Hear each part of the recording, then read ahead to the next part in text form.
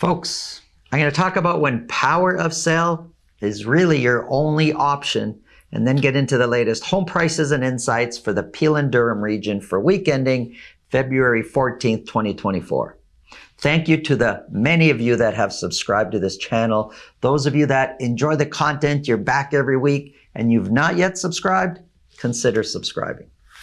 So, lots of people out there are struggling. We've spoken about this before on this channel.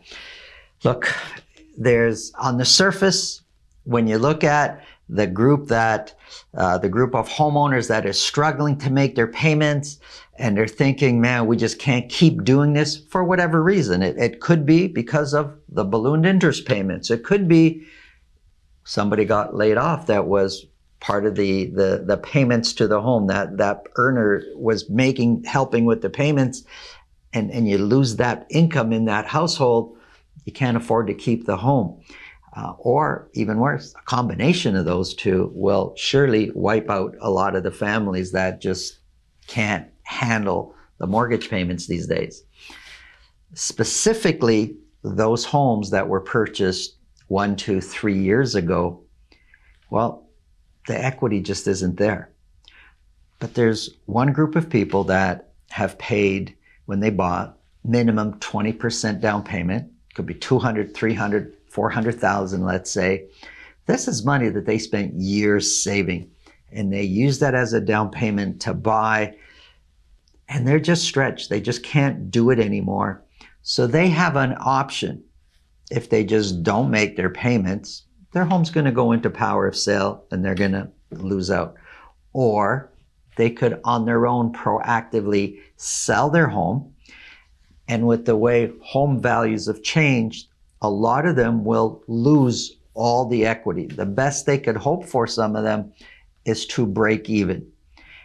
And they're going to be happy with that. I know it sounds a bit crazy, and it's hard to believe from where you're looking at it, maybe, to think, wow, somebody put 300, 400,000, 500,000 into a home, and they're going to lose it all, and they're okay with that. Well, the alternative is power of sale or going bankrupt, and that's an even worse alternative. So they're going to lose their equity. They're going to sell their home, lose their equity, and move on with their life and rebuild. But not all people that are struggling are in the same boat. There's another class of people, they're even in a worse situation. On the surface, it looks like the same, because they used also 20% to get their first mortgage. But their down payment, that 20%, was borrowed money. So in essence, they financed 100% of their purchase. It's not possible, a lot of you may be thinking, but it happens. They get a private lender, or they get, family will loan them money. Whatever the case is, they get a second mortgage, sometimes a third mortgage put on the property.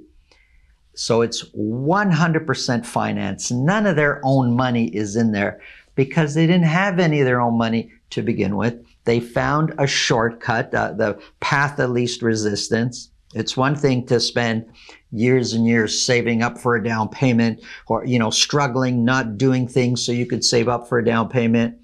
But these people found it really simple. Why not just borrow the down payment?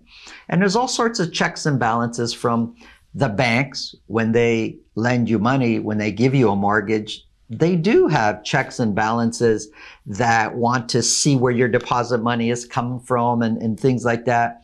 But somehow, these borrowers, these new homeowners, have figured out a way to circumvent all that, and their down payment is all borrowed money. So here they are now, 100% financed. Their home value was here. It is now here. There's no equity to absorb some of that downturn in value. And so they're stuck, and they can't make their payments. And then, God forbid, one of them loses their job, but it's already extremely, extremely tough, not only making the first mortgage payments, but to the second mortgage, or sometimes the third mortgage. They're stuck. What are they going to do? They can't sell because the value just isn't there to pay off all the loans on the property. And if they can't make their payments, divine intervention, winning the lottery, it's not much of a strategy. I don't see that helping them much. They got no choice but to just put their hands up, give up, and let the banks take over, go into bankruptcy, whatever the case is. It's just not a good situation. So they thought they were smart, smarter than everybody else that saved their down payment. It didn't work out. It did work out for many, many years in the past. It's not working out today, and they're stuck, and they're basically forced into power of sale and just to walk away and let the chips fall where they're made. Those people are in a way, way worse situation than the person losing whatever equity they've put into their home, whatever down payment they put into their home. If you think this video can help somebody you know, pass it along. If you get value from what we're talking about, subscribe. If you want to speak with me about selling, buying, you got real estate questions, it's really simple. Up here or down below in the description, there's a link to my calendar. Click on that, book a time that's convenient for you, and we'll talk about whatever's on your mind. Now, let's get into the Peel and Durham numbers.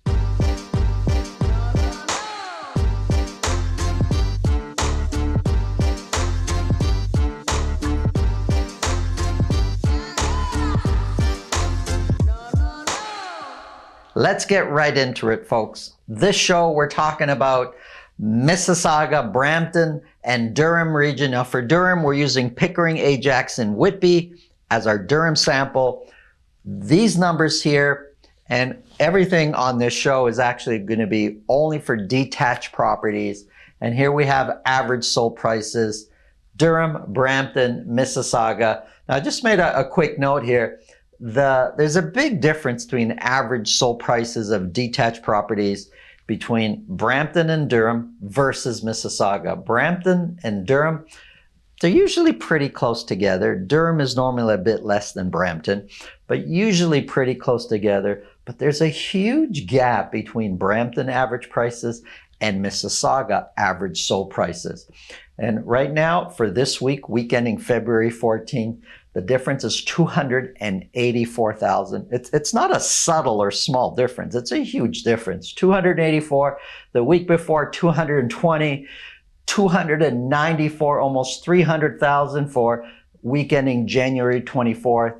It's almost always 200,000 or more, the difference in average sold price between Brampton and the Mississauga area. We're going to start off with Mississauga. Again, this is for detached properties only, average sold prices and sales.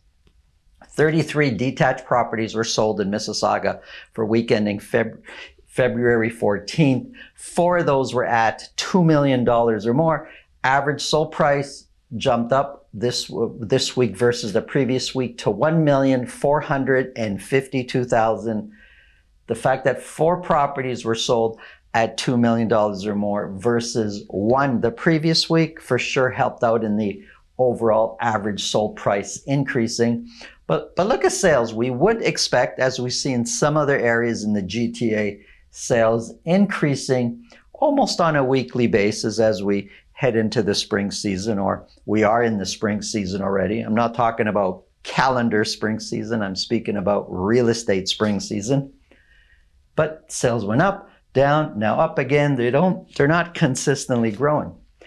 Average sold price also up, down, up. It's kind of following the same pattern of sales right now. Compared to last year, 1,452 is 1% lower than where we were this time last year. So we're pretty close to where we were last year. The median price is 1% higher year over year. Median price is $1,380,000. If you look at the dotted line, that's a 4-week moving average. Kind of shows that both median and average price are trending up. 33 were sold, 39% sold at list price or more. 39% is 13 of those 33 sold at list price or more. Listings were going up, but came down this 1 week. We would expect more listings to be coming onto the market, but for this 1 week, they went down. And active listings gradually is starting to increase. Months of inventory was climbing. It came down this 1 week to 2 months of inventory. So kind of in the middle of what we would call a seller's market. Seller's market is 0 to 3 months of inventory. 3 to 5 is more of a balanced market. So we're kind of towards the top end of a seller's market. Look, the market right now is very fickle, let me say. It's really tough to understand the trajectory that we're going on. I think a lot of people, a lot of sellers, buyers are trying to find their way right now. Sellers, there's lots that are thinking, should I be coming on the market? Should I wait? Buyers are also wondering what's happening with prices. We saw a little bit of a spike, a bit of a frenzy these first few weeks of the year. But buyers are also like, whoa, this is nuts, and are kind of, I think things have calmed down a little bit from my experience being in the field. Here's Brampton. Sales kind of look like they're trending down, actually. 36 detached properties were sold for week ending February the 14th. No properties sold at $2 million or more. Average sold price, pretty close to where we were the last few weeks, now sitting at $1,168,000. 1,168 is 4% lower than where we were this time a year ago. The median price is 8% lower than where we were this time a year ago. Median and average price, pretty close together. Up to 36 that sold, a third sold at list price or more. Listings are increasing, so we should be seeing more inventory out there. Active listings is trending upwards, and months of inventory very, very gradually is starting to increase. We're now at 2.2 months of inventory. Here's Durham. Remember, I said Pickering, Ajax, and Whitby. That's our Durham sample. Well, 35 detached properties were sold in Durham. Sales look like they're trending down, which we expect it to go the other way, but one of those properties sold at $2 million or more. Average sold price up slightly from the previous week, now sitting at $1,145,000. 1,145 is 5% higher than where we were this time a year ago. The median price is 4% lower year over year. Of the 35 that sold, 60% of those sold at list price or more. Durham, if you're selling in Durham or if you are buying in Durham, you will quickly realize, especially if you are looking at other areas also, Durham is one of the most competitive, one of the most aggressive areas in all the GTA when it comes to real estate. 60% sold at list price or more, and that trend, that percentage is increasing. Listings up a bit. 68 detached properties were listed. Months of inventory, is it trending up? It's tough to say. We're at 1.1.